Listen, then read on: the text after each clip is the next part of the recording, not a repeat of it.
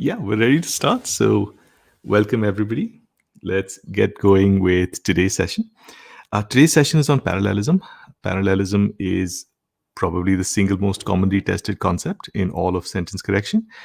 It's important for us, but the good news is that a lot of the hard work that's required for parallelism, we've already put that foundation in place.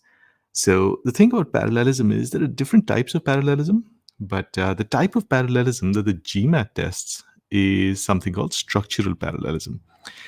And what did we do in our first week itself? We made sure that we got a look at structure and we practiced identifying different parts of sentences.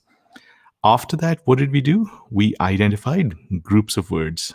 So, phrases and clauses, right? So, one common theme that you're going to find in today's session is we're going to be looking at questions, right? Like actual GMAT questions after the session, in which they'll be asking us about certain words or groups of words. And it will be absolutely imperative that we be able to classify those groups of words. So, questions, of course, are for a slightly later part of the session. Let's get started with an introduction to parallelism. Okay, so firstly, what is parallelism? Parallelism means that parts of a sentence that are at the same level as each other or of similar importance need to be similar in structure. So they should be as similar to each other as possible or as appropriate. Now, I'll explain what I mean by that as appropriate bit a little bit later. But the point is, when we've got parts of a sentence that are connected to each other, we must make them as similar as we can or as similar as they should be. Now, the next part is the fact that some of you might find that even without any analysis, like all the questions that we'll do today, we'll analyze them. But some of you might find that without any analysis, you're able to say what the correct option should be, right? So which option is parallel? You'll be able to do that just on the basis of sound. Now, this is something that absolutely happens. It's not unexpected, right? So, and it's a good thing. So the thing about parallelism is a way to make your sentences sound good, make them easier to understand, make it easier for the reader to read your sentence. So some of you may have already developed a feel for what sounds good, and that in fact is a strength when it comes to parallelism. We'll take a look at the underlying mechanics behind parallelism so that we can do the same thing but with greater accuracy and greater speed. But this is absolutely a strength. So don't discount the value or the importance of sound. Now, the next part, and this is again one of those basic points we're discussing, is that sometimes elements that are joined to each other may sound absolutely fine when used separately, right? But that is not how we check parallelism. So, for example, if you take a look at this sentence, the thrillers one, she likes to read thrillers and taking photographs. Quick check, just on the basis of sound. Does this sound okay or does it sound bad? Okay, Ujali's saying that it doesn't sound good. Ankit is also confirming. Rahul is also saying the same thing. Right. So I think, yeah. So what's happening over here is we've got two elements, right? And they independently are fine. You could say she likes to read thrillers, right? Or you could separately say she likes taking photographs. But when you combine these two different forms, it ends up being a bit of a mess. This is why it's so important to make sure that these elements are as similar as possible. That is what we expect when we read sentences. Now, when I say this is what we expect, technically speaking, this is not an absolute error. This is a level 3 error, technically speaking. So you see that sentence, she likes to read thrillers and taking photographs? We can't say that this is definitely wrong. If somebody really wanted to say it, they could say it, and we couldn't do anything about it. But the way parallelism is tested on the GMAT, when a parallelism error occurs in an option, the GMAT removes that option. And this is an important point for them. So, what we're going to do is we're going to treat this as a level 1 error, not a level 3 error. So, if you see something like this, she likes to read thrillers and taking photographs, we will not say that, hey, look, it's okay. These two things can work on their own, and we're just joining them, and that's everything's fine. We'll not say that. We will say that this is a level 1 error. Awesome. Now, let's move to indicators. When we look for parallelism, right? Oh, hang on. We're not done yet. Give me a second. Let's get back. I just thought I would ask you guys, what is parallel over here? Can you take a guess? Feel free to unmute yourselves because typing it out may be too cumbersome. Then, hello. Yeah, go ahead. It is to read thrillers and taking photographs. Right. Now I want you guys to go one step deeper than that. We're not interested in these words. We're interested in what they are. So I want you to think about which categories we're looking at. I think one is gerund and one is infinitive. Good. The first one is an infinitive. Let's quickly review that. We discussed that there's something called a full infinitive, which is to followed by the plain form, the simplest form of a verb. That's the first one, infinitive, full infinitive. The second one is an ing form.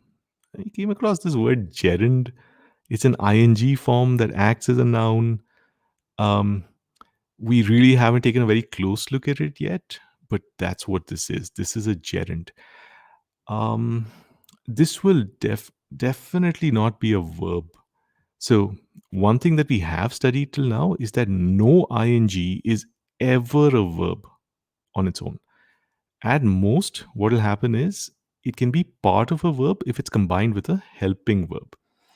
So when we look at this sentence, we shouldn't say, I've got to read or I've got read, and on the other side, I've got taking.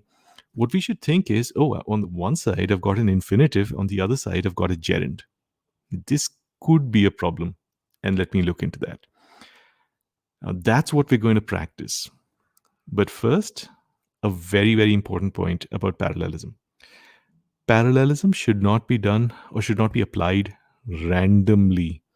So sometimes what I find is people look at different parts of a sentence and completely like separate parts of a sentence that have absolutely no connection to each other, and then they say, oh, this looks like that thing or this looks like this thing, and let's make them parallel, right? That's not how parallelism works. So we want to be a little disciplined over here. We want to make sure that whenever we're even trying to apply parallelism, there is a very good reason for us to apply parallelism. And that reason is covered by these indicator words. So, your main indicator for parallelism, the main trigger for parallelism, the thing that causes you or lets you look for parallelism is this category, coordinating conjunctions. And within coordinating conjunctions, the most common one is and. And should literally be a subconscious, just like a warning light or an alarm bell for you. Whenever you see and, just subconsciously just check on both sides of the and, okay, do I have similar elements or do I not have similar elements? This is very important because and is the single most common indicator of parallelism. Now, of course, you would have remembered that there are other coordinating conjunctions. We studied this in one of our earlier sessions.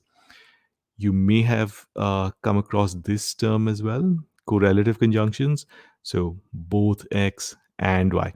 Anyway, so correlative conjunctions is a term that we don't really need to remember. I mean, it can help you categorize these things and remember them more efficiently.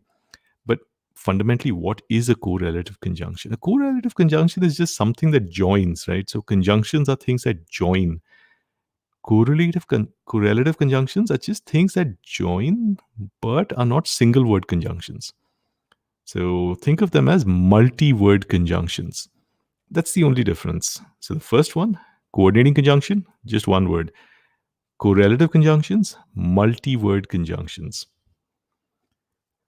Now, the third one, oh, hang on. Yeah, within correlative conjunctions, you'll see that I've written not for clauses against certain conjunctions.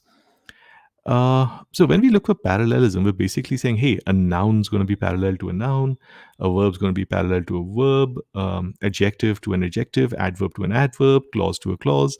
So similar elements parallel to similar elements. Some of these, however, can't join clauses, as in literally, they can't join clauses. That's all I mean when I've written this not for clauses over here next to some of them. So no matter what you do, you will not be able to use these to connect clauses. It's just impossible. All right. Now let's come to the next one. Linking verbs used to equate two things. Now, this is also an indicator of parallelism. These verbs that you see over here, is and was, these are also indicators of parallelism. But first, let me go back to something we've already done before, but we should review it before we take a question on this. And that is a quick sentence like this. So I think this is the example we took earlier. Yeah, I think this is the example. Now, even if you're familiar with this, I want you to review these two sentences. Okay, what have I written? She is a consultant, sorry. She is a consultant. And the second one, he is happy. Now, what's the verb? I mean, the verb is the same in both sentences, but what is it?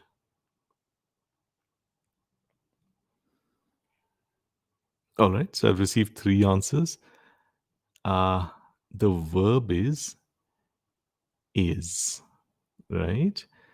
So she is the subject of the first sentence. Is the verb in the second one. He is the subject and is the verb. All right. Bonus question. What type of word is happy?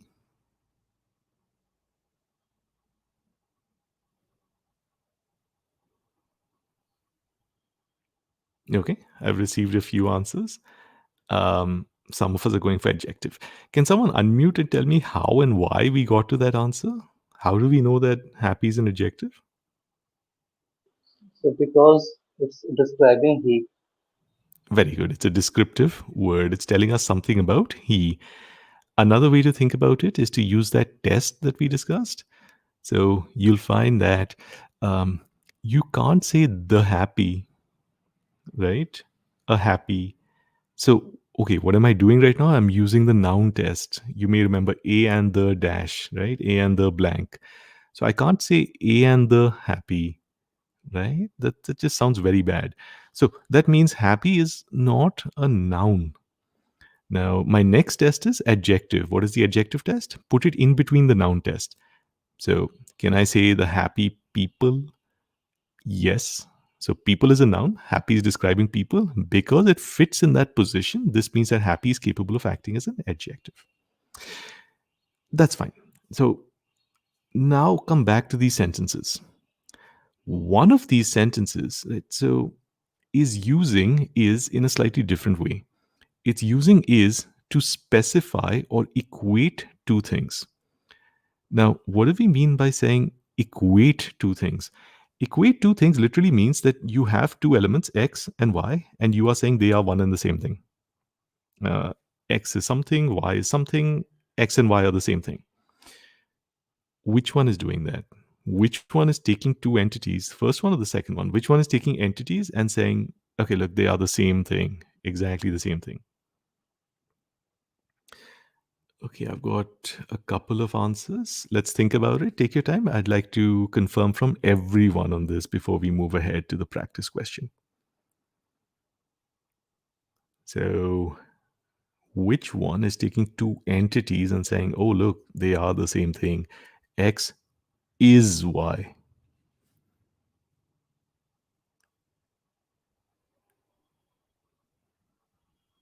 All right, Manu and Ujali are going for the second one, and we've got three going for the first one. Fair enough.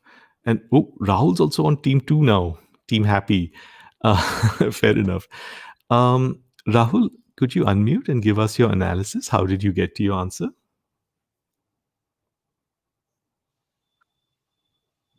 Yes, sir. So in this Mhm. sense, actually, the plays applies on both of it, the cricket and football as well. So, uh, Oh, hang on. Which sentence are you looking at? so I Oh, was, I'm talking about the she is a can you see that sentence? She is a consultant, he is happy? okay. So I was looking at a different sentence. Oh, sorry. My my fault. So I'm talking about the she is a consultant and he is happy sentences. Out of these two, one of them is telling us that something is something. So it's in the form X is Y. Which Okay, one is that? I'll Consultant one or happy one? still go with second. You'll still go with the second? Okay, fair enough. I think right now the decision has come very quickly, so I'll not ask you for your process. Okay, Ujali, could you let us know how did you arrive at your answer?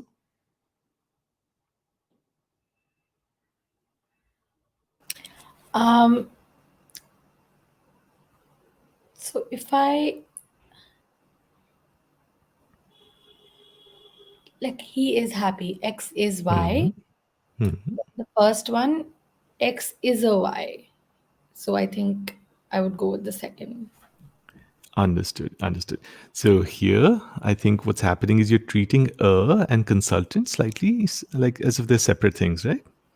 Uh-huh. So what's happening here is we have a group of words. You've got a noun, right? And together they are considered a noun phrase. Okay. So the point that you raised is important. We would have probably come to it a little later, but it's important. So let's discuss it now. When you have a group of words, sometimes you need to club those words together and see what they do as a group. So, for example, on the left hand side, if I say, my best friend is a consultant, right? Instead of saying she is a consultant, I just say my best friend. Now, on the left hand side, I've got three words, right? And on the right hand side, I've got two words. Yeah. But the number of words is not that important. What we do is we categorize that group of words as something, right? And in one of our previous sessions, we discussed that whenever we have a group of words, there are only two categories. Either you get a phrase or you get a clause, right? Now, neither of these is a clause because there's no verb, right? The first one is my best friend. My is a possessive pronoun, best is an adjective, friend is a noun. The main word is friend, right? So on the left hand side, we've got a noun phrase. Now on the right hand side, we've got a consultant, which is also a noun phrase. Right? This is what we mean by parallelism. So we are saying that there's something on the left hand side and there's a thing on the right hand side, and they are one and the same thing. We equate Oh. them, right? But in the he is happy sentence, it's not as if happy is a thing and we're saying he is a thing and oh, they are the same thing, right? We're not equating them. So we're just saying, oh, he is quality. That's some sort of quality, some sort of adjective. Now, both these sentences are grammatically correct, right? Don't get me wrong. Both these sentences are absolutely fine. The thing is, the first one is a trigger for parallelism, whereas the second one is not. Okay. And this is the point we need to keep in mind. The first one, when we equate things using is, then we need to look for parallelism, but otherwise, we don't do parallelism with is. So let's see the background for this. The background is some people, understand that is an indicator of parallelism.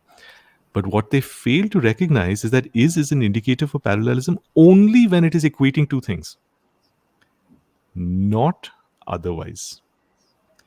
All right, quick check. Is everyone comfortable with this? And this is your last chance to say yes or no because we're just about to do a question which will test you on this.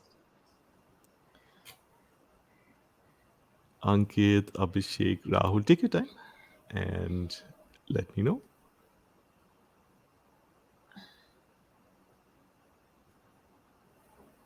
So, can we Mhm, please? So, the two questions that we were looking at. So, mhm, is she? Sorry, she is a consultant. Is mhm. that correct then?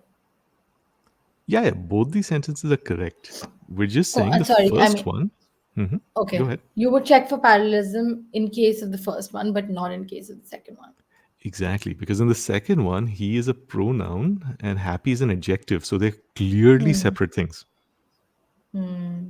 right? But in the first one, they are similar. Okay. Okay, awesome. Let me know when you guys are comfortable with this. Manu, you as well, please. What is she? So, a consultant will be the noun phrase, but Mhm. she is. A pronoun. Yeah. So then, why is it similar? Oh, Because my it's a noun and a apologies. pronoun. Yeah, noun and pronoun are like basically the same Okay. thing. Okay. So she and noun. So she and consultant are similar, and that's why. Mhm. Okay. Yes. Yes. Very good question because the question that we'll do right now will take it one step further. Right. So Okay. I don't want to ruin the question for you guys right now, but what you're asking is actually going to be fundamental to solving that question. Manu, Manu, if you could just confirm, unmute, or just type in the chat window if you're comfortable with this. Just give me a yes or a no.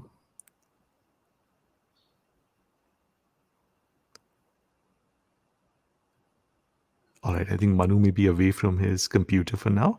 Let's do that practice question and apply or discuss some of the things we've been looking at. All right. Now, I checked with a few of you whether the sentence was, I mean, the question was displaying completely on your screen or anything's getting cut. If anything's getting cut, please let me know and I will resize this screen for you. Yeah, I can't see beyond realizing. Understood. Let me make this slightly smaller. Is this better? Abhishek and Ujali? Is there anything after less? I can just see one S of less, if that Understood. is less in the second statement. Understood. Yeah, Now I now I think can see. everyone will be able to see it. Abhishek? Excellent. All right, guys, you have up to 3 minutes.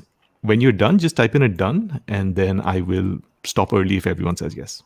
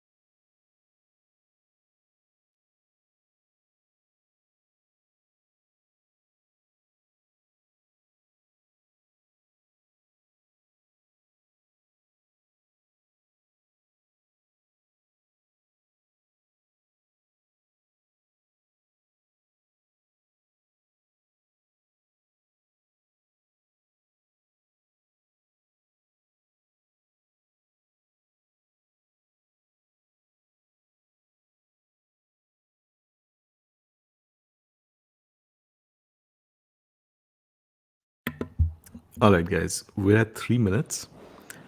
We're going to start discussing this question, but like all questions, we're not really interested in the correct option. The correct option is very important on the day of your exam, but while learning, whether you're right or wrong is not as important as how you got to that decision. Now, this is, of course, my own question, um, and I have designed it to have a number of entry points, an unrealistic number of entry points. That is, in an actual GMAT question, you're unlikely to see so many different things packed into a single question. Now, I see that Manu's already looking for the correct answer. Manu, that's the point. The correct answer is not what's important. So, what I want to see is your process. Now, let's do that. There's one particular point that I would like to discuss, right? But first, let's start with what you guys think. What are the splits that you can recognize? Just let's pick up anything. Let me start with Abhishek. Abhishek, could you unmute and just pick any split? So realizing versus the realizations and to Perfect. And realize. how would you classify this split? Level So 1, the level 2, level 3? so level one. Fair enough. What is the concept you're trying to apply here? Sir, according to me, the correct answer should start with the realization because the Uh, realization is a noun. yeah, yeah, but just hold for a second. What is the name of the concept you're applying? So parallelism Right. And we is discussed that parallelism, we'll treat it as level 1. So that's why Abhishek is looking at that very first split and calling it a level 1 entry point. Perfect. Ankit, anything other than the realization initial split that you saw in this question? There is split at the end between fewer and less. Got it. And what would you think? Level 1, level 2, level 3? Mm, I think I think it is a level one error. Understood. Fair enough. Let's take one more. Manu, did you see anything apart from these two errors? Of course, you'll have to unmute your mic. Yeah. There's a error somewhere about uh, it was the rules that were uh, going to be going to be enforced were Mhm. made at a time for the members or when the member states worried less. It's about the time and for what it was. So that's one meaning thing I was looking at. Okay, fair enough. So we're looking at meaning as well in this question. Good. So it's always good to be able to analyze the question that you've been given from different angles, right? The next step, which is prioritizing, like which entry point are we going to choose, is very important, right? So remember, always move in that 1, 2, 3 order. Okay. Now, that said, let's get going. Now that realization split is the one that I wanted to discuss, right? Okay, let's get started. One outcome of the Greek government's austerity drive. Now, you have a huge group of words in front of you. Some of them are pretty long words. But if we were to compress this down, right, this is a group of words, means it's either going to be a phrase or a clause. So if we were to compress this into a category, so all the way from the word one to the word drive, what category would we put this under?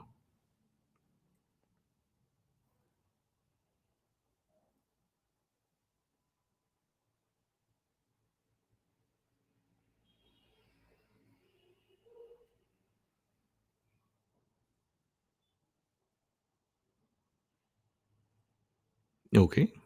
Ankit is saying it's a phrase. Abhishek is being even more specific. It's a noun phrase. Okay. So I think we can all agree that this is not a clause. One outcome. Outcome is a noun. How do you know that? You can say the outcome. You can say an outcome, right? So outcome is a noun. One is an adjective.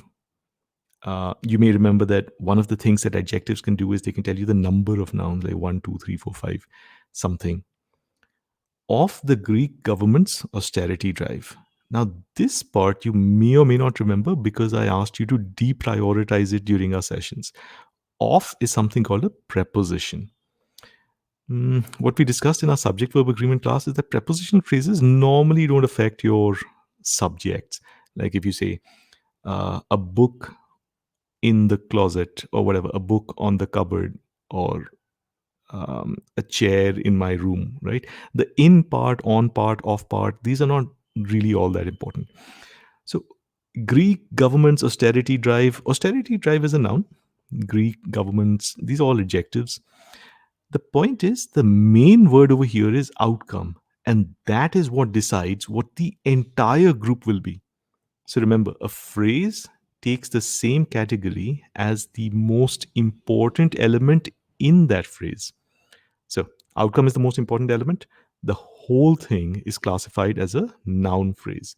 So, you guys are absolutely right. Can I get a quick check from everyone? Yes, no on this? Are we comfortable calling that entire first thing a noun phrase? Ajali, go ahead. Oh, that's a yes. Perfect. All right. Now we've got an is after that. And this is the one that we need to be, let's say, careful about, because that could be a parallelism marker or it may not be a parallelism marker. Now let's take a step back before we even come back to this particular is. We know that is can be only two things. Is can be a helping verb, right? Or it can be a linking verb.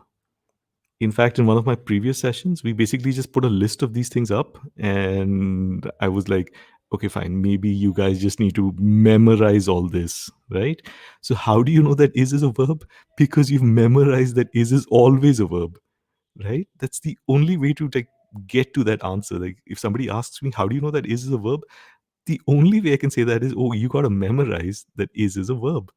It's, in fact, one of the most common verbs that you'll see in English.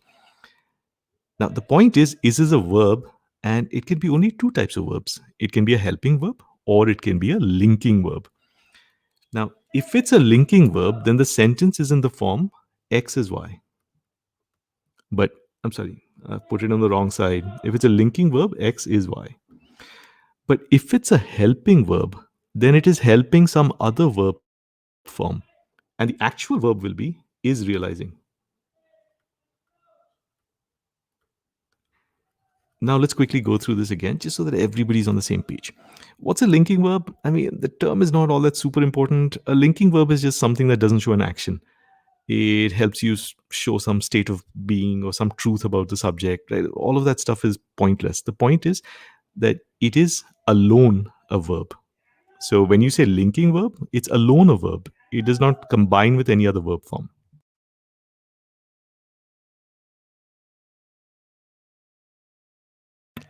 But when it's a helping verb, it actually combines with another verb form. Now, quick check. Is everyone comfortable saying that if is a helping verb? I'm not saying it's a helping verb, but if it is a helping verb, then the actual verb is realizing. That's all my question is right now.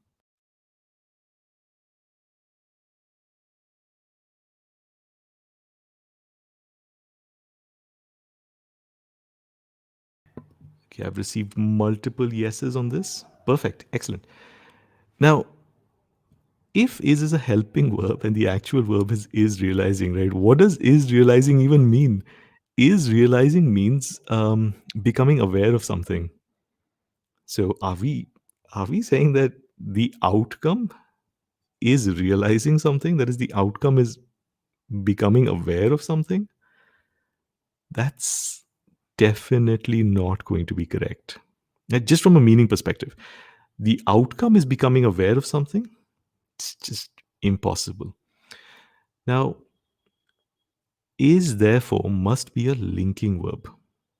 See, if it's not a helping verb, it's a linking verb. So, and if it's a linking verb, there are two possibilities, as we just discussed. Either we are specifying something like, what is this thing? Right? Like, what is this thing? Or we are not specifying something. Literally, she is a consultant, he is happy. So either we're specifying or we're not specifying. Over here, I want you to look at this, like the intent of the sentence again. One outcome is this. So they are trying to specify something. And they're trying to tell you, okay, look, what is the outcome? Or if you think about it in terms of equating something, they are saying, oh, look, there's something on the right hand side, and the thing on the left hand side is that thing. The outcome is whatever's after the is. This is the important part, that we recognize that this is in fact a trigger for parallelism. Quick check. Let me have a yes or no if we're comfortable seeing it in that X is Y form. Okay, I've got 3 Y's on this. Okay. Ojali, check. Okay, Ojali is also comfortable with this. Everyone's comfortable with this. Good. So the intent of the sentence is to say the outcome is this thing, whatever's on the right hand side of the is, right? This is the outcome. Like the outcome is this thing. All right. So all of us agreed that we're trying to specify the outcome. When we do that, that means we need to check for parallelism. Now comes the tricky part. We know the thing on the left-hand side is a noun. We classified it as a noun phrase. The thing on the right-hand side can be. So if you are making something parallel to a noun, right? The thing on the right-hand side may be a noun or it may be a noun-like element. What is a noun-like element? It is something that's not technically a noun, but it acts as a noun. A few minutes ago in the class, you heard me say something like a gerund. A gerund is an ing that acts as a noun, right? So it's not a noun, but it acts as a noun. Now, here's the thing. The ing structure that you see in option A is or could be a gerund, right? The structure that you see in E, to realize is an infinitive. I'm guessing that by now most of you have become comfortable spotting it. It's an infinitive. Infinitives can also act as nouns, right? For now, just like take it from me that they can act as nouns. We've probably not seen this very often, but just take it from me right now that they can act as nouns. Infinitives can act as nouns. And of course, as some of you already pointed out, the realization is clearly a noun. In fact, it is preceded by the. So a and the, remember the noun test? So that's clearly a noun. The point I'm trying to make is 2 of these options have a gerund, 2 of these options have a noun, and 1 of them has an infinitive. All of them are either nouns or noun-like elements. What that means for you is right now, you cannot remove any of these options. Quick check. Can I have a yes on this? That right now we cannot take a decision on this basis. Okay, only Abhishek and Manu have confirmed. Okay, fair enough. Let me explain this in a slightly different way. Once you've established that your is trying to specify something, right? And you've seen that one side is a noun, it only tells you that the other side must be a noun or a noun-like element. It does not tell you that the other side must be a noun. Let me give you a quick example. Her plan is, and now I give you a blank over here. How will you complete this? Her plan is to take the GMAT by the end of the year. No need to analyze this. Just tell me, does it sound okay? Her plan is to take the GMAT by the end of the year. Rahul and Abhishek, Manu have confirmed. Ankit and everyone's confirmed, right? Perfect. Now let's analyze it. We've got an is. On the left-hand side, we've got a noun, her plan. And that noun, and we're trying to specify it. Like we're trying to tell you, okay, look, what is her plan, right? Her plan is this thing, like X is Y. But on the right-hand side, we have an infinitive. We don't have another noun. That is the point that I'm trying to make over here.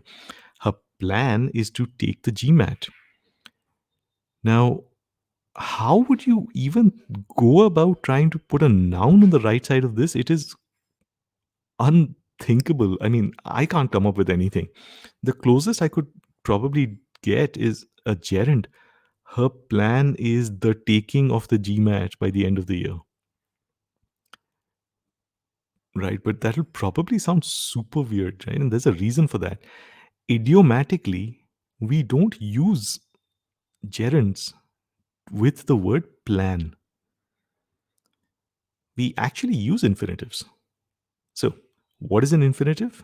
It's something, it's a structure that is capable of acting as a noun, right? It can act as other things also, but it's capable of acting as a noun. Now, the bottom line is that once you've established that on one side you have a noun, and on the right side, the decision that you take will be idiomatic. That is the point. So, coming back to this question, when you see realizing, the realization, and to realize, you cannot just immediately say, oh, the realization, that's a noun, outcome is a noun, let's make these things parallel. Because then, with something like the plan is to take the GMAT, you'll get it wrong. Right? Because you'll be like, I can't make an infinitive parallel to a noun. This is the point that I want you to discuss. Once we've got a noun on the left hand side, all we need on the right hand side is a noun or a noun like element, and the actual decision, choosing between a noun or noun like element, will be done on the basis of sound. The bottom line is you need to check what is appropriate with the word outcome. You cannot apply a formula to this and say that, oh, it has to be a noun, or it has to be a gerund, or it has to be an infinitive. That's what I want you to do now. With the word outcome, I want you to think. Take your time, think. What sounds better? And the reason I'm asking you to do this is the only way to take these calls. There is no other way. Okay. Manu's already thought about it. Fair enough.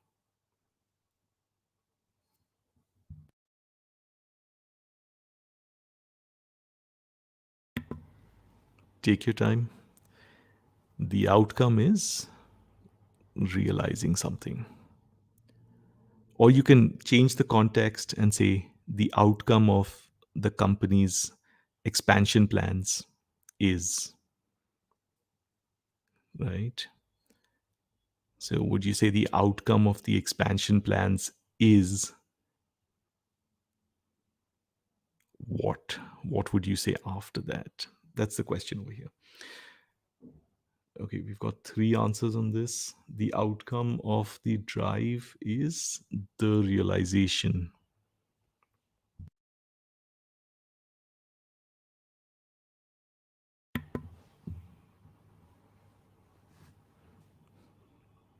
Okay, we've got 4 answers over here.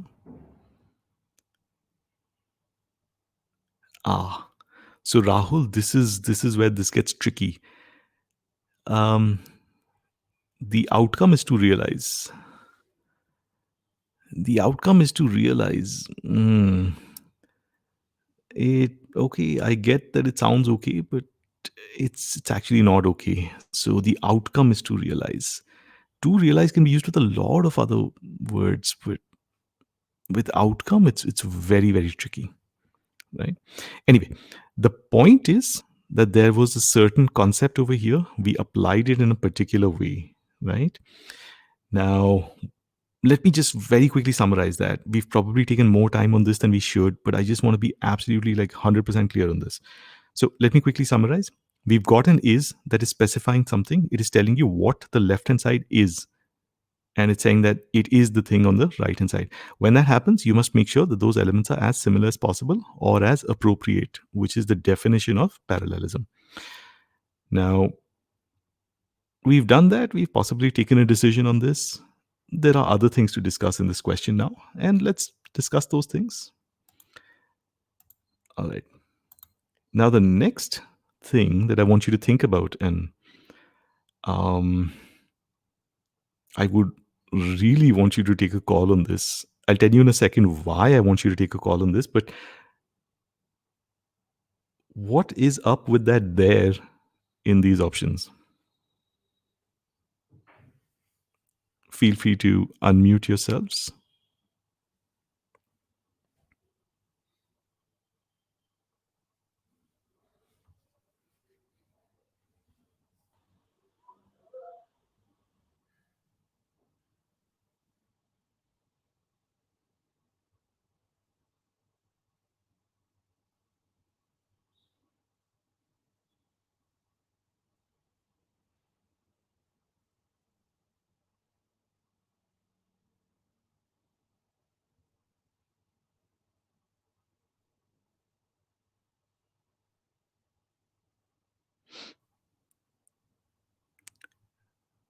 Member states. Okay. Can you use this to take a decision?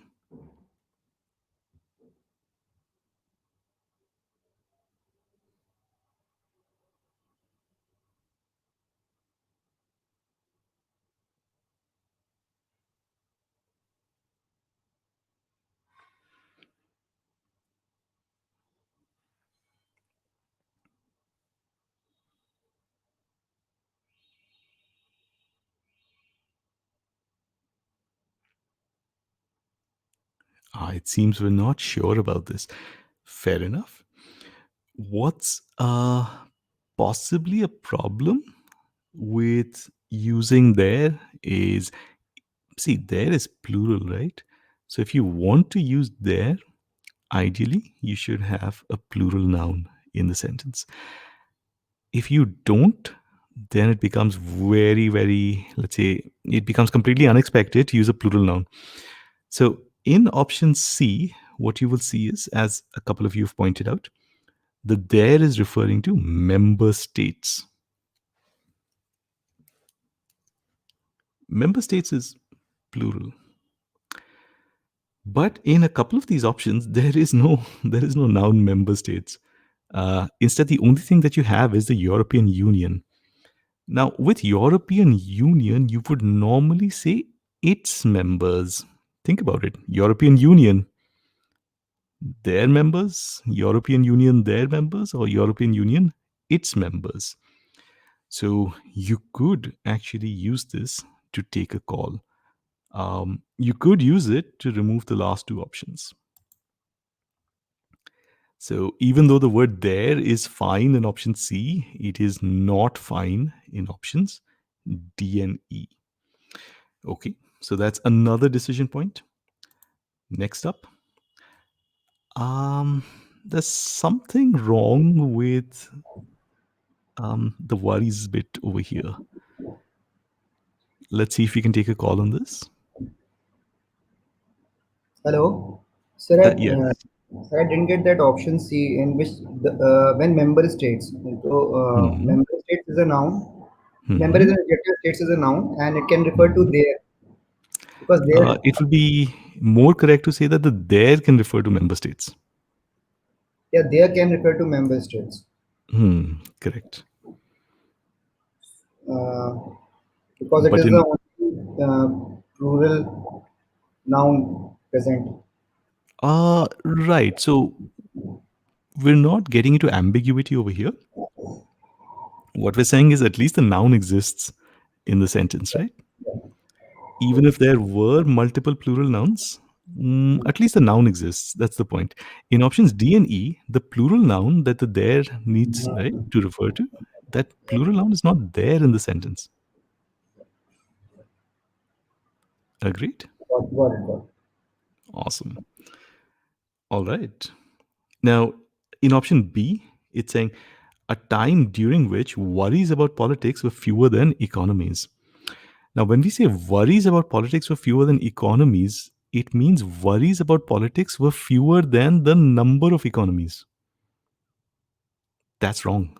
We're not trying to say, oh, I had 10 worries about politics and I had like 5 economies and 10 is greater than 5. Sorry. Okay, this is the other way around. So 10 is fewer than, let's say, 20 or 30. So we're not trying to say the number of worries about politics is fewer than the number of worries about economies. So that's a wrong comparison. As Manu pointed out, it's a wrong comparison. Option C is straightforward. They worried less about X than Y. They worried less about politics than their economies. So they're comparing politics with their economies. But we don't want to compare worries about politics with economies. Worries about politics with worries about economies, maybe, but not what it currently is doing in option B. Quick check. Let me have a yes or no on this.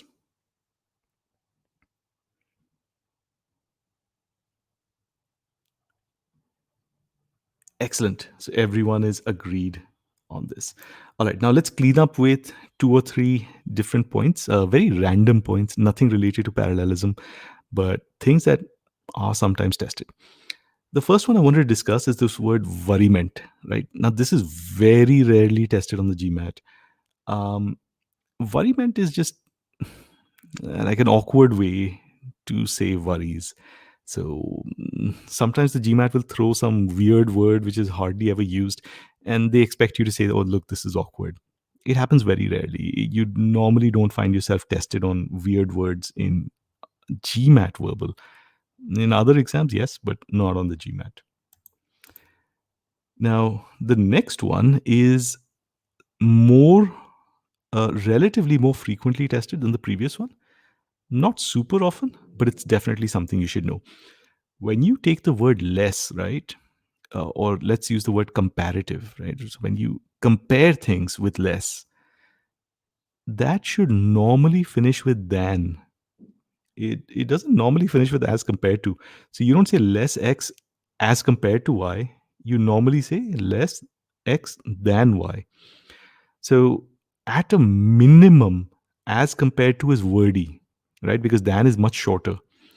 But more than that, this is just not normally said. So when we want to take something like less, more, greater, bigger, taller, stronger, it normally takes a than to finish, not something like with comparison. I mean, sorry, in comparison with, less x in comparison with, less x as compared to. Not typically not these constructions. Now, that was a very small point. Again, as I said, very, very rare. Let's take one that is actually much more common. This one. Now, I want you to take a second and take a look at these two options. The economies. The economy. The correct option says their economies. Now, sometimes what you'll see on GMAT questions is they will put you in a position where you have to choose between a pronoun, like a possessive pronoun, and just the or a. This is a meaning call. Their economies makes it very clear that you're talking about the European Union member states' economies. So that is super clear. But when you say the European Union is worried about the economy, right? The economy is super unclear because it doesn't tell us whose economy. Is it the economy of like the global economy? Is it worried about the US economy? Is it worried about the Indian economy? Is it worried about some European Union member states economy? We don't know. So when you see a call like this, possessive pronoun means their, his, her, my, its, right? If you see a possessive pronoun followed by a noun, and the split is with between that and just the noun, then remember there's a meaning call, possibly a meaning call, and be prepared to take that. Quick check. Is everyone comfortable with this? Let me have a yes or no. Their economies versus the economies. Can you repeat the last point if you see a possessive? Right. So if you see a possessive plus a noun, right, it could be significantly clearer than just saying the or the. So just using an article may not be enough. You may have to specify whose thing that is, Okay. right? Now, when I say you may have to, right, remember it depends on meaning, but you'll probably come across this in multiple GMAT questions. A small example will be she picked up the phone versus she picked up her phone, right? Now, she picked up her phone clarifies that it's her own phone. She picked up the phone, on the other hand, harder to say, right? So if you have a choice between those two, take a look at the meaning of the sentence. If it's her own thing, then you should use the correct pronoun for that. Right? That's a meaning call. Okay. All right. All right, guys, let's step out of this question and come back to parallelism.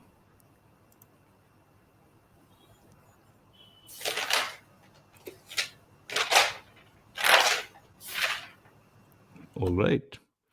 Now, where were we? We said that if you are about to apply parallelism, You should have a reason to apply parallelism. You should not be applying parallelism randomly. That's where we were. We said the most common indicator is and. It's a coordinating conjunction. Then you have correlative conjunctions. Then you have linking verbs. And we did a question that tested us on parallelism with linking verbs. Now, these other indicators that you see over here, as well as between x and y, from x to y, rather than, these are extremely tricky.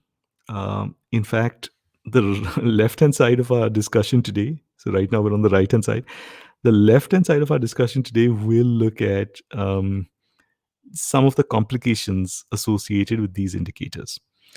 Now, the bottom line is, I want you to focus on the first three. Remember that. Focus on the first three: coordinating conjunctions, correlative conjunctions, and linking verbs. Of which, of course, coordinating conjunctions like and are the most important.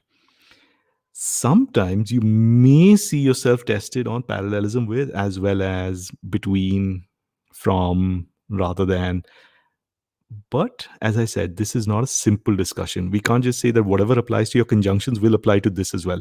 So what we need to do is we need to discuss these separately. They're not as important as the rest. So we're going to deprioritize them, shift them to the end of the discussion, not the main part of the discussion. All right, let's carry on. Now, what is the process over here? The process is always start with the presence of a parallelism indicator. This is so important. People keep on forgetting this. They think, oh, look, this looks similar to that. Let this look similar to this other thing. Let's make them parallel. That's not how it works. As we discussed, if you're applying parallelism, be disciplined. There must be a reason for you to apply parallelism. There must be something that is joining the things that you're trying to make parallel. There must be something that's joining them. If there's nothing that's joining them, you're probably about to make a mistake. So the first thing to do is just be disciplined. Look for a reason to apply parallelism. Please don't apply it randomly. The second one is find the elements that indicator is joining. So you've identified something that joins. Now find what it is joining. The next step, don't look at those words as being words.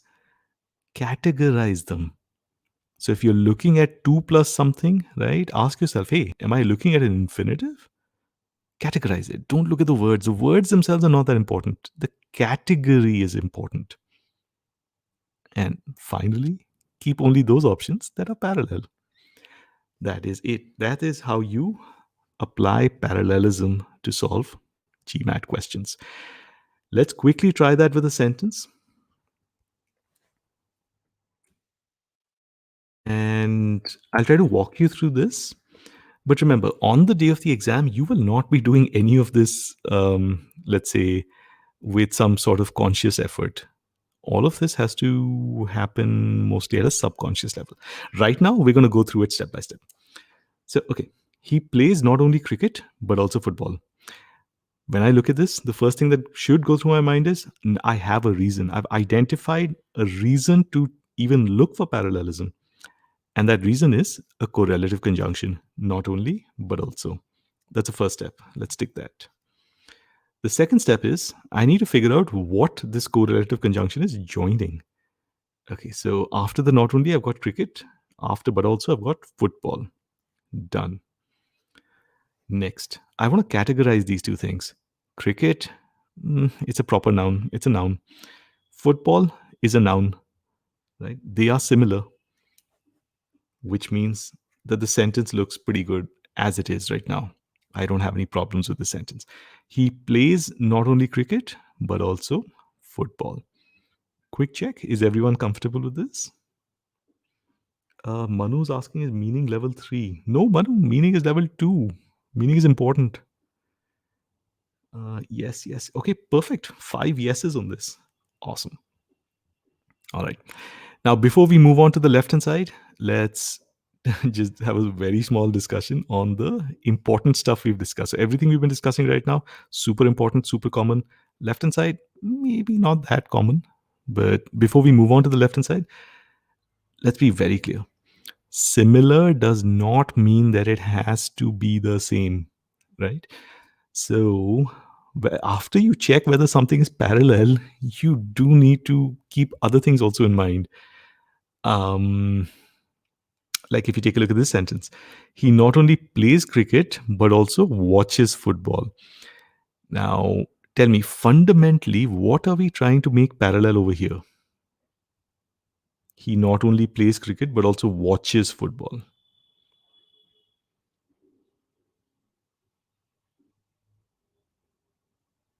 Fundamentally, remember, I'm not asking for specific words.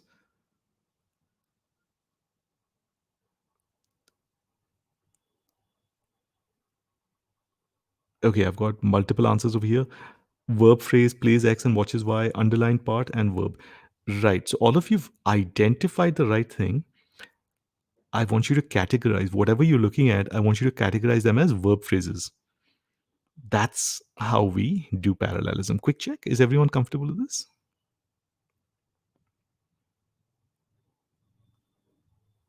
I have received a few yeses. Ujali, is this okay? Perfect. And last part before we move on.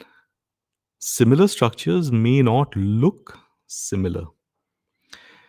Now, let me ask you guys about this last sentence that you see over here. This one. Now, this sentence is not, it's not wrong. It's not wrong, but it could be better. Now, my question to you is, how could you make this better? And why? So there are two parts to my question. The first one is, although the sentence is not completely wrong, it's not impossible, it could be made better. How could we make it better? And why is that better thing actually better? Abhishek is saying earth challenging. Ankit is saying earth challenge. Rahul is saying earth challenge. So Abhishek, unfortunately, earth challenging will not work, even though it looks. Um, okay, let me put this. Okay, Abhishek is saying earth challenge. Okay, would any of you three like to? No, Abhishek, that is the point we want to discuss. That similar structures don't always look similar. So just because you've got an ing on the left hand side absolutely means nothing. It means nothing. Would anyone like to explain, like Rahul or Ankit, how did we get to a challenge or why did we get to a challenge? I mean, I can confirm that you're right. That would be one way to fix the sentence, but why?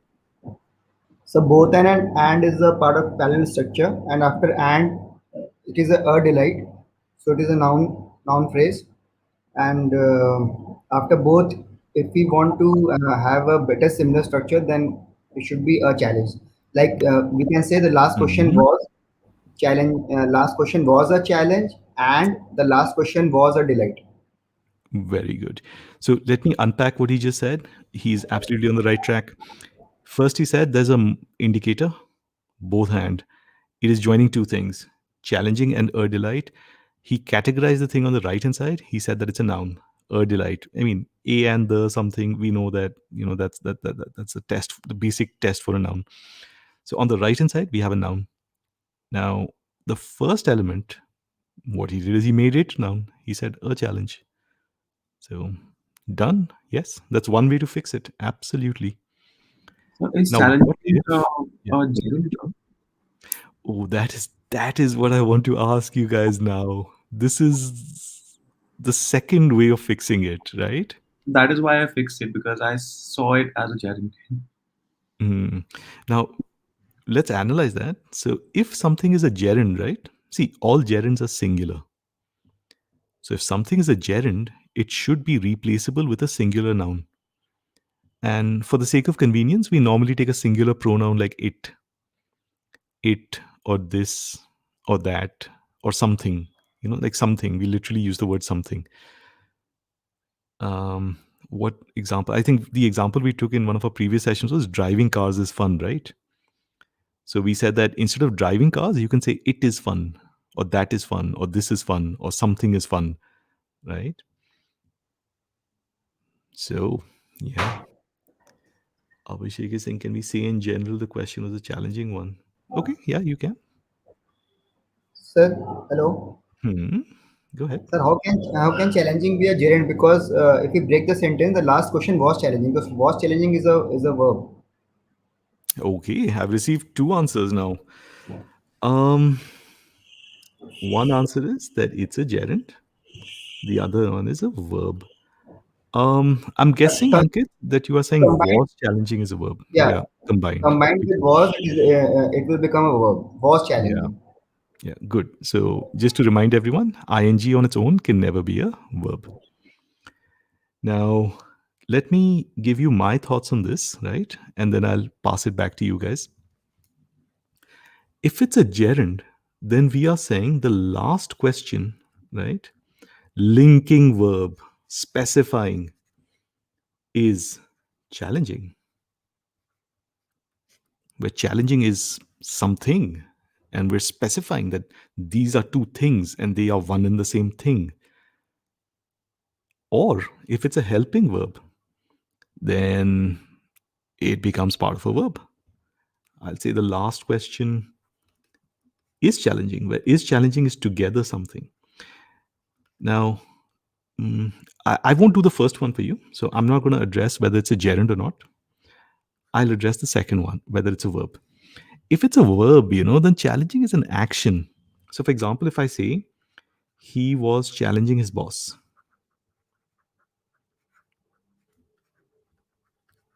he was challenging his boss. Now, when challenge is an action, you may remember this term we discussed, although I asked you to deprioritize it, transitive verbs. Transitive verbs are verbs that take objects. In very simple terms, they need something to act on. So if you say, I challenged, full stop, it'll sound very weird to you because I challenged is not complete. Challenged must have something after it. Right? You can't just say I challenged. It must be I challenged someone. So that object has to be there. So the answer is challenging is not part of a verb.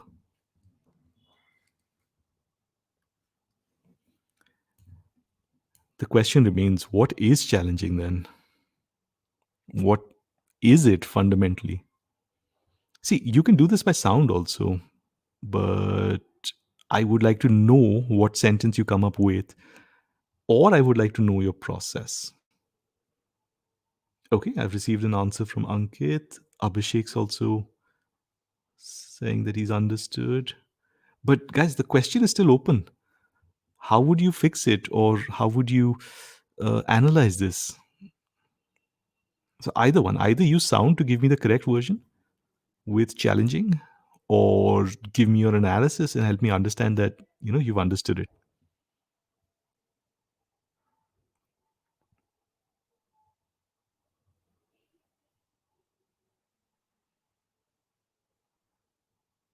Yeah, Abhishek. So there are two ways to fix or make this sentence better.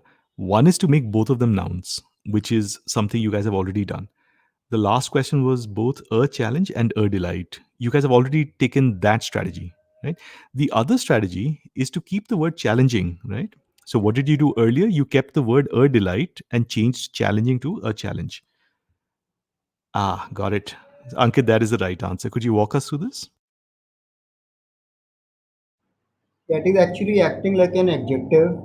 That is a participle, and if we after and delightful is an adjective, so we can make both parts parallel. Your answer is correct. Let me ask you to go step by step. How do you know that challenging is an adjective? Uh, because the challenging question, if we do a test for that Mhm. adjective test, Mhm. we can say the challenging question. Good. So you can say the challenging question, which means challenging is describing question. Question is a Yeah, noun. The question. This is your adjective test. yeah, yeah. Manu is saying it's describing the nature of the question. Absolutely, which is the second thing I was about to say. You can say the question was challenging in the sense that the question was tough, right? You can replace the word challenging with tough, or the question was difficult, right? Which adjective you choose, that doesn't matter that much. But the question was challenging. It's another way of saying the question was difficult. That's all, right? You're describing the nature of the question. If you say he is happy, you're describing him. The question was difficult or the question was challenging, you're describing the question. That is another way to recognize that challenging is an adjective. And then what do? On the right hand side, you check for the adjective form of delight. You don't just say, oh, look, on the left hand side, I've got an ing, on the right hand side, I've got an ing, done. No, you need to ask yourself fundamentally, if this is an adjective, what is the adjective form of this other thing? The adjective form of delight is delightful. So another way to fix the sentence would be the last question was both challenging and delightful. Quick check. Let me know. I think we discussed that very quickly, but let me know, are we comfortable with this?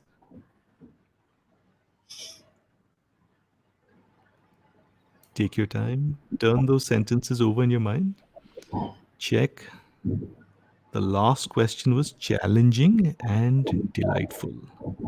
Because challenging is an adjective, delightful is an adjective. We definitely don't want to say the last question was challenging and delighting. Delighting is not how we normally use that word. Okay, quick check. I've got some yeses on this. Ujali, quick check. Uh, yes, I understand. Excellent. All right, guys. Now we're ready to move on to the. I'm not going to say less important, but not as frequently. Things that are not that frequently tested. Okay. The first one is flexible parallelism. So if I give you a very short sentence, like, I want a pizza and a burger, right? It's usually very easy to see, okay, look, I'm joining these two things, right? And that's because you've got a coordinating conjunction over here, and. But the longer your sentence becomes, right, the harder it becomes for your reader to understand what you are referring to. So let me give you another sentence. I want to play cricket and football. Again, over here, because the sentence is super short, it really makes absolutely zero sense to say, I want to play cricket and to play football. Right? Nobody would ever talk like this. So, what am I effectively saying? That I don't want to, or I don't need to repeat the head element over here. It's such a short sentence that it's completely pointless and completely unidiomatic, right? In such a short sentence, there's no chance anybody is ever going to go to the trouble of saying, I want to play cricket and to play football, right? But the point we're trying to get at is the longer your list becomes, or the longer your sentence becomes, the more important it is for us to repeat the head element. Let me put it another way. No matter how long your sentence becomes, it is never grammatically necessary for you to repeat, let's say, a to or something, right? But with a very long sentence comes the possibility that your reader is going to get completely lost. They won't be able to understand what you are trying to make parallel to what. So let's remember it this way.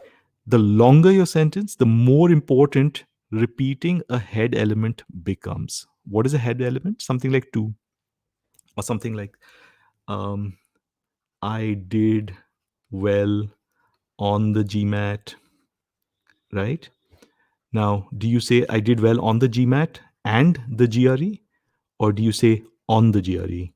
Like, do you repeat this on or not? That is the decision we're trying to take over here. And our point is that in a short sentence like this, it doesn't matter, right? You don't have to. But if your sentence becomes very long, like the longer it becomes, the more important it becomes to repeat this element. That's the point we're discussing over here. Quick check. Are we comfortable with this? I've got one yes on this. I've got three yeses. Quick check. Others, Rahul, Ujali. Yeah, Rahul. So, um, in a very short sentence, tell me which one sounds okay. I did well on the GMAT and the GRE, or I did well on the GMAT and on the GRE, or do you have no preference? So normally first one sounds okay, but Mhm. if we look at logically, then second one, Why do you say logically the second one? because we are putting both of these as parallel, right? On the Hmm. GMAT, the GRE. So in the first one, we are making the GMAT and the GRE parallel,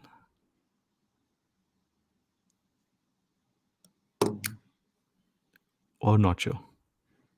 Not sure, sir. Fair enough. See, both those options are open to you. You can make the GMAT and the GRE parallel, or you can make on the GMAT and on the GRE parallel. Right? It's Okay. up to you. The point is, if your sentence is super short, then your reader will probably understand what you're trying to say. He or she will not need that on to be repeated, Yes. right? Yes. But if your sentence is super long with multiple nouns all over the place, then opting for noun parallelism might be very confusing. Then Oh, you might want to go one level up and opt for prepositional parallelism. So repeat the on. oh, Now, what will that do? It'll remove any confusion that multiple nouns can introduce into the sentence, right? So let me give you a slightly longer sentence. I did well on the GMAT, which is a standardized test, and the GRE. Now, what's happening over here? Obviously, any reader will still understand what you're trying to say, right? But still, what's happening over here is longer sentence, multiple nouns. So we are trying to say that I did well on these two tests, but now this sentence can be read as I did well on the GMAT, which is a standardized test, and which is the GRE. hmm. You see the problem? Yes. So over here, when your sentence becomes longer and longer, it becomes more and more important to repeat some sort of head element. Like over here, one possible head element is on. I did well on the GMAT, which is a standardized test, and on the GRE. And now suddenly you'll feel that the sentence has become much, much more clearer than what it was, Yes. right? That's what we're saying. So when your sentence becomes longer, there are possible meaning clarity issues to be considered. And those could become more and more important the longer your sentence is. Okay. Quick check. Are we comfortable with this? Yes. Understood. Ujali understood? Perfect. Okay, Rahul's also comfortable with it. Awesome. All right. Now, idiomatic issues. Sometimes you have to repeat a head element. And you have to repeat the head element because, okay, let me just give you an example. If I say, I slept in the house and the bed. Oh, hang on. Do we say I sleep in the bed? No, right? We sleep on the bed. I'm just confirming. This is for suddenly it just confused me. We say on, right? Just confirming. Yeah. So if we say I slept in the house and the bed, it's actually not possible. Even though the sentence is super short, it is not possible. Why? Because this is an idiomatic issue now. This is no longer um, a preference call or a meaning clarity issue. This is an idiomatic issue. You literally cannot use one common preposition for both nouns. Um, I slept in the house and the bed. So how do we correct this? Don't we? Yeah, I mean, so Ujali, I think you're right. So as soon as I wrote the example, right? So I just thought of the example like in 1 second and wrote it down. As soon as I wrote it down, I just felt like Yeah, in some cases we might say in the bed. Um, but do you see the broader point that I'm trying to make? That if the same preposition does not say is not applicable to both nouns, then you have to repeat it, right? Quick check. Broader point, okay? Or should I like come up with another example? Okay, Ujali's confirming. Right, this is okay. Right. Excellent. So that's the point I was trying to make. Sometimes the choice is taken away from us because the same head element cannot be applied to both parts of the sentence. In that case, we have to repeat. We have to have the head element over there, no matter how short the sentence is. So meaning clarity is important, but sometimes you have to watch out for idiomatic issues as well. All right. Now the next one may be super easy for you, or it may be hard for you to accept. It's slightly hard for me to accept, but let me write it out. If I say I not only play cricket but also football, this is wrong. At least on the GMAT, we expect it to be wrong. Now, before we discuss this further, I want to check does anybody feel that this sounds fine? And I totally understand if you say that it sounds fine, because to me, it sounds not that problematic. Okay, Manu says it sounds fine. Abhishek sounds fine. Ujali sounds fine. Right? Everyone is saying that it sounds fine, right? But on the GMAT, we expect this to be wrong. Why do we expect it to be wrong?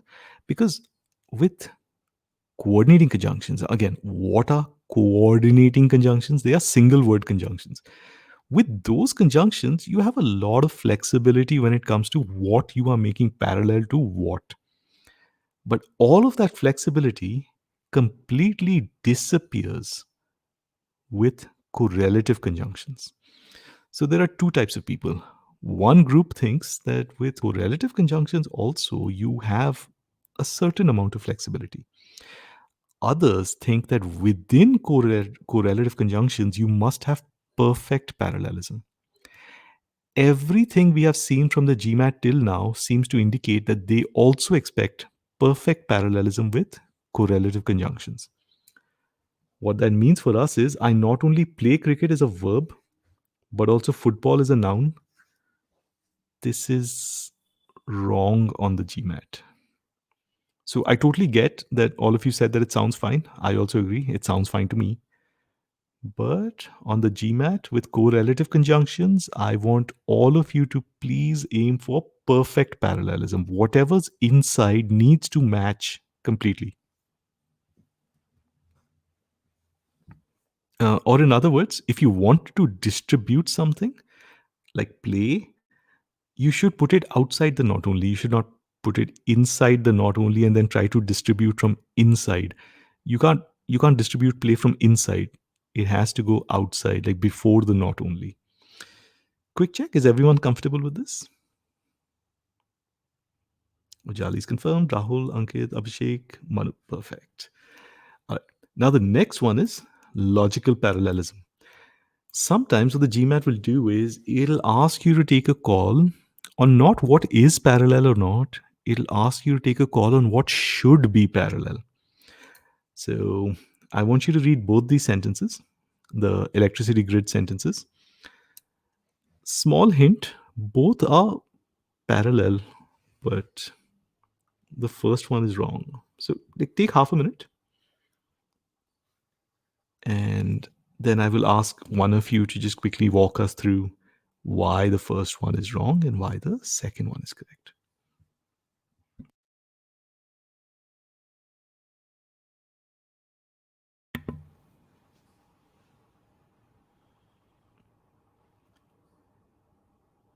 That question will be for Manu. So Manu, whenever you're ready, why is the second one correct? Why is the first one wrong? I think the use of comma makes it treat like a different set, and that's why the first one is wrong. It's sort of creates a doubt that it's out of the set, so the parallelism is not being maintained here. Small hint, both are parallel. But they're parallel in different places. Hmm. Okay, okay, take your time. Um, this passes to Rahul. Yes, sir. So the electricity grid collapsed, resulted Mhm. in the rest of the events happening in the list. So, Right. And what does the first one say? and first one makes it sound like it collapsed, and then it sounds like caused flight delays is a different is independent of the grid collapsing, but it's following that event. That is absolutely correct. So the first one says the electricity grid collapsed, caused, and created. Like the grid caused and the grid created panic. It's parallel. There are three verbs, but it's not the right meaning. The grid did not perform three separate actions. So the second one clarifies that the grid performed only one action, and the result of that was two actions. So the and in the second one joins only two things. It does not join three things. So what are we doing over here? We are taking a decision on what should be parallel, not what is parallel, because both these options are parallel, but we're deciding where to apply parallelism. Good. Quick check. Is everyone comfortable with this? Let me have a yes or a no, of course, depending on whether we've got this. Manu, is this one okay? Yes. So the first one sort Mhm. of says that the events happen in sequence, right, without showing a cause and effect. Very good. And it seems as if all of them are three separate things that the grid is Yeah. doing. They're all independent, but they're actually not independent events. Exactly. Exactly. All right. Now, for the last part of our discussion, it is slightly long, but it is also something we should deprioritize. So, in case you don't want to make an effort to remember everything that we're discussing over here, that's fine, because this is not super important. It's just that sometimes when we see this, some of the things we've already discussed will not apply. That's why I'm just discussing this, just for the sake of making sure that in case you're interested in studying this, you at least have the resources that you need. All right, let's get going. As well as, now, as well as is it's it's English in a nutshell. So something you might have noticed with verbal is that sometimes there are rules that are very reliable in a certain area, but they're not reliable in another area. And then we say that, oh, it acts in a way here, but it acts in a different way there. Now, as well as is one of those things, right? Luckily, it doesn't happen too often on the GMAT, but sometimes it does. And as well as is one of those places where it does happen. Now, very quickly, let's be clear on what type of as well as we're talking about, right? So, for example, if I say she shoots as well as he does, right? Let's say you're talking about competitive shooters. She shoots as well as he does. Now, that as well as is a comparative.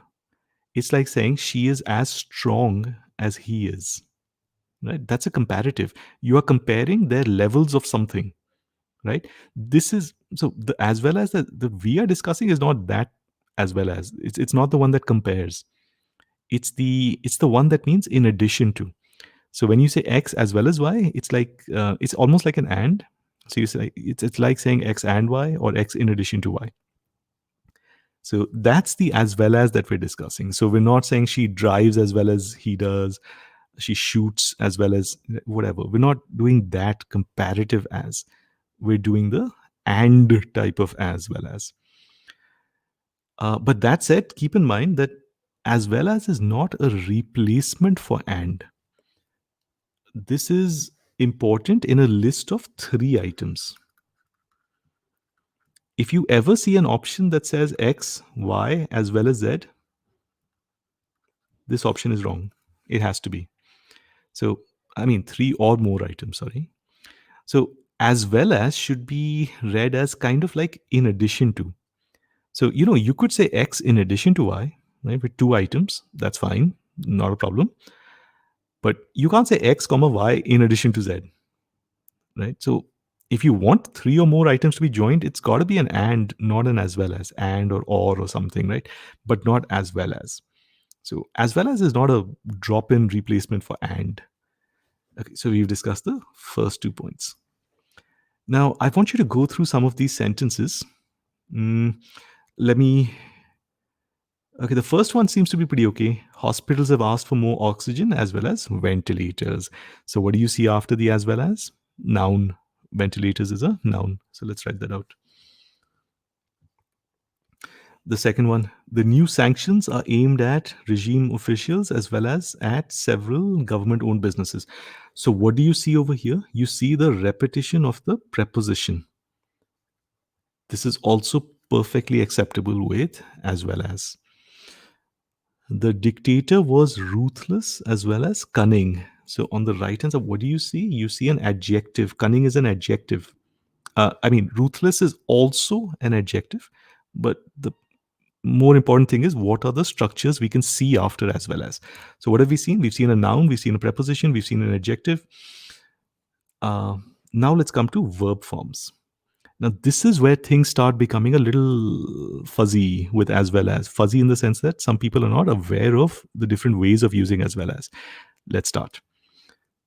Please read this sentence. He attends an evening MBA program as well as works 60 hours a week. The sentence is correct. I'd like you to tell me whether it seems okay or not okay, like a yes or a no on this sentence.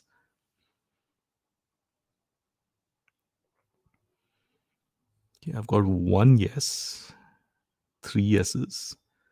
Take your time, turn the sentence over in your heads, check. Does it sound okay?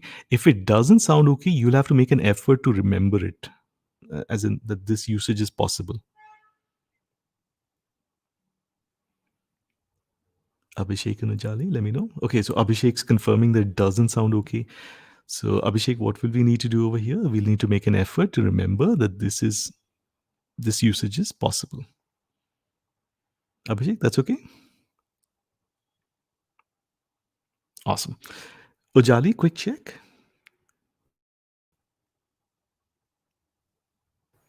So I understand that the usage is possible. Mhm. I want to confirm Mhm. that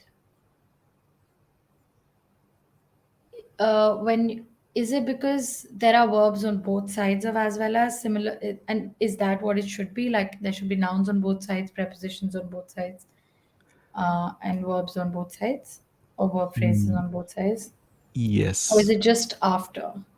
No, that's absolutely correct. So the way you put it is absolutely fine. In my examples, I'm trying to focus on the thing after, right? Okay. And the reason for that is the next example, uh, the next correct example. So let me just highlight that. We'll come back to the incorrect one in just a second. But I'd like all of you to please read this. He attends an evening MBA program as well as working 60 hours a week. Does this one sound okay, or yes or no on this?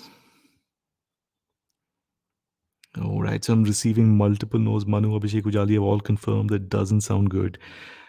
Right, so firstly, let me just take a step back and say, remember, this discussion, the whole thing is deprioritized, right? It's the last thing we're discussing because it doesn't show up very often. It's very rare. But there are correct options on the GMAT. Oh, yeah, let me put it this way. There are correct options on the GMAT in which one option says as well as works,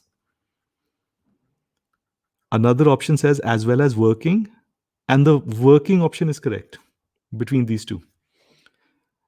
Again, oh God, I should have been clearer. The as well as works option had a mistake somewhere else in that option. Okay, so I'm not saying the works is a problem, right? I'm not saying the works is wrong. All I'm saying is the GMAT created a question in which they put one option that had works, another one with working, and the working one was correct. That is the point we're trying to discuss right now, that both working and works are both correct. In that question, of course, what happened was there was another error somewhere else in the works question, works option. I don't think I explained that very clearly. Please unmute and let me know. Issues, any confusion? How is this correct? Abhishek, it's correct because it's correct. um, it's just allowed in English. There's nothing extra to it. I know. That is why we're trying to discuss it, right? Yes, Ajali, go ahead. Um, above, right above the example that we're discussing, it Mhm. says as well as plus ing in addition to plus Y- ing. Yeah, you can Uh, read it like that. but how is he attends an evening program as well as working? Okay. No, I Right. thought you were saying Mhm. that it has to be I like attending as well as working. Oh, okay, got it. No, right. It's not attending as well as working. It just attends as well as working. So, So just to is put the this in second perspective. action Go ahead. subordinate to the first action? He attends a Mhm. evening MBA program as well as working 60 hours a week. Right, it is. It is. So, whenever you use as well as, the second part is not as important as the first part. But the point we're trying to discuss over here is that you cannot remove an option just because it uses an ing form after as well as if on the left hand side you have a verb, right? You can't remove that option. Now, my advice to you is if you see an option in which you have verb as well as verb, right? I want you to prefer it to verb as well as ing, right? But that's not the real lesson of what we're discussing. The real lesson is that when we see a split like this, we will not take a level one call. We will check for other issues within our options, use those to remove an option if we can. And if it absolutely we have our backs against the wall and we have no other way to choose, then we will fall back onto this. But otherwise, we just need to remember that this is also a possible structure. Okay, so this is one of those gotchas with as well as that we need to keep in mind that with as well as a verb form can take that ing form after as well as, and there's absolutely no difference. It's in fact, I want to go one step further.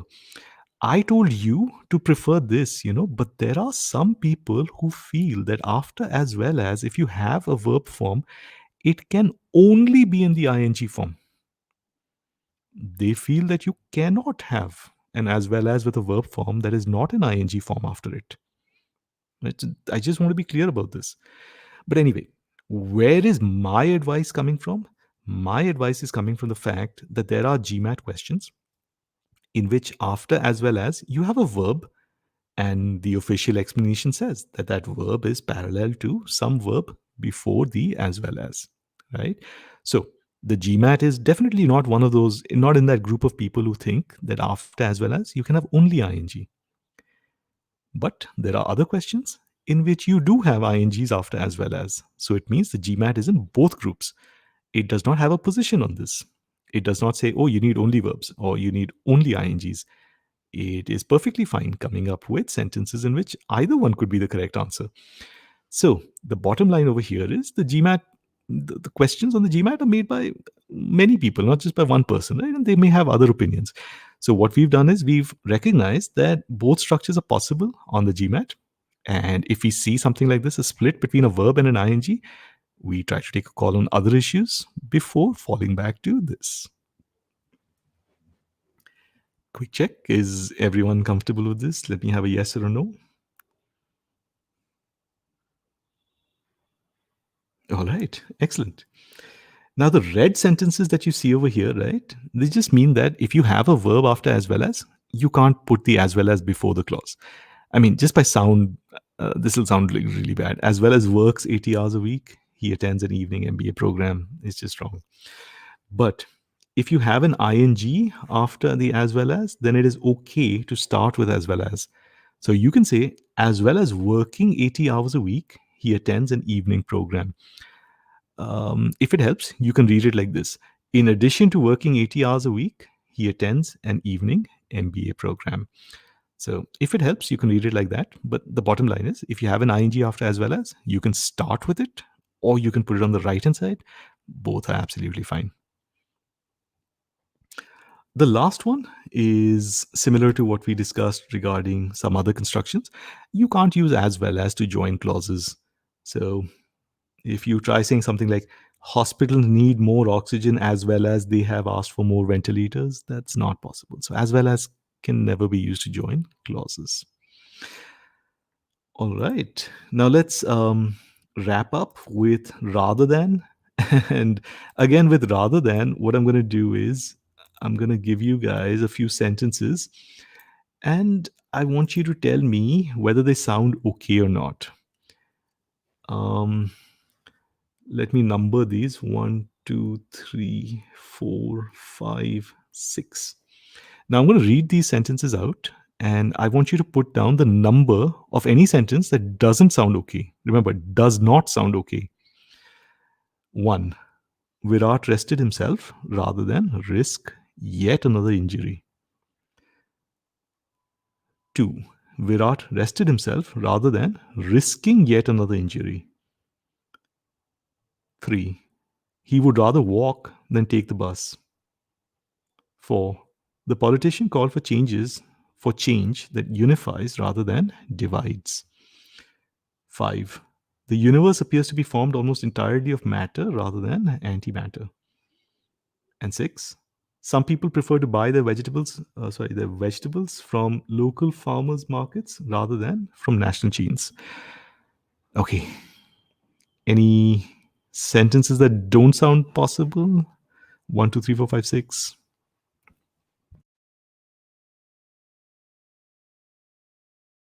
Okay, Ankit and Manu are kind of looking at the second one over there.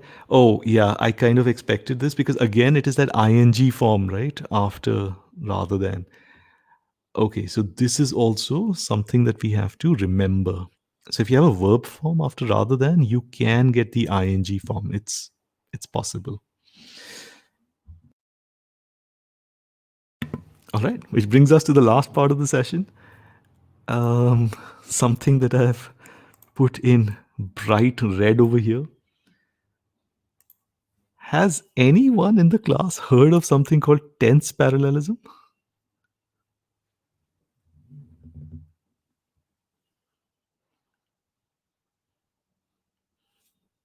Abhishek is saying no. Manu saying no. Okay, fair enough. I'm guessing nobody's heard of it. That's great. In case while preparing, somebody tells you that, let's say you have an and you have two verbs, right? If anybody tells you that those verbs have to be in the same tense, like no matter what happens, they have to be in the same tense, they are wrong. There is nothing called tense parallelism. The way I want you, okay, so Ankit is saying in some GMAT club explanations, agreed. Right? So some people believe this. The way I want you to think about this is, if you can maintain the same tense, right, while providing the correct meaning, that is amazing. Well done. But if in order to provide the right meaning, you have to switch tenses, you should absolutely do that. So, for example, in a very simple sentence like this, she took the GMAT yesterday and will apply to Wharton, let's say next round or next month or whatever, next anything. Clearly, I am making took and will apply. I'm making them parallel. Took is past tense, will apply is future tense.